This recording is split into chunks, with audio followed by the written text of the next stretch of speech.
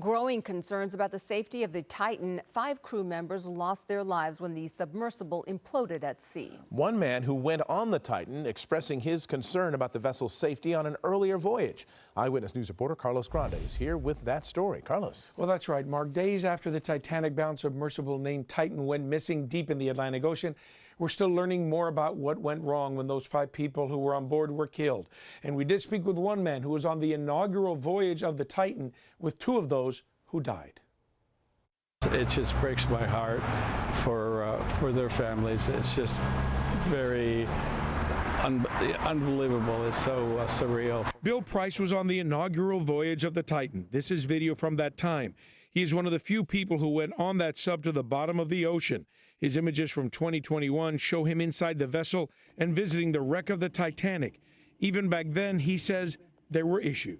The mechanism that releases the weights for us to allow us to descend up was not operating. We had gone through a process of rolling the sub back and forth, and fortunately we were able to dislodge the weights. We now know the U.S. Navy detected the sound of what they identified as an implosion on Sunday morning.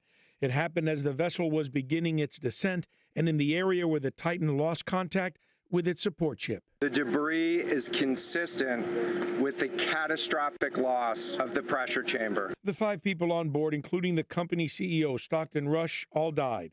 A remotely operated vehicle found the debris field on the seafloor yesterday. It included the sub's nose cone and parts of the pressure hull. It was near the Titanic's bow, more than 2 miles below the surface. The pressure at that depth is about 370 times the pressure at sea level. The water is not just pressing down, it's pressing from all sides. So my analogy is, think of an egg. Grab an egg, crush it. That's essentially what happened.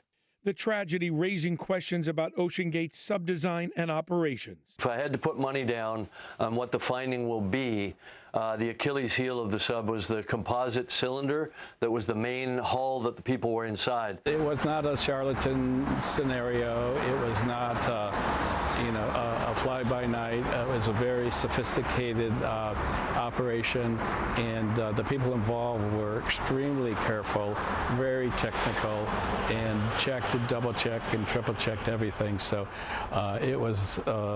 it's important that people know that.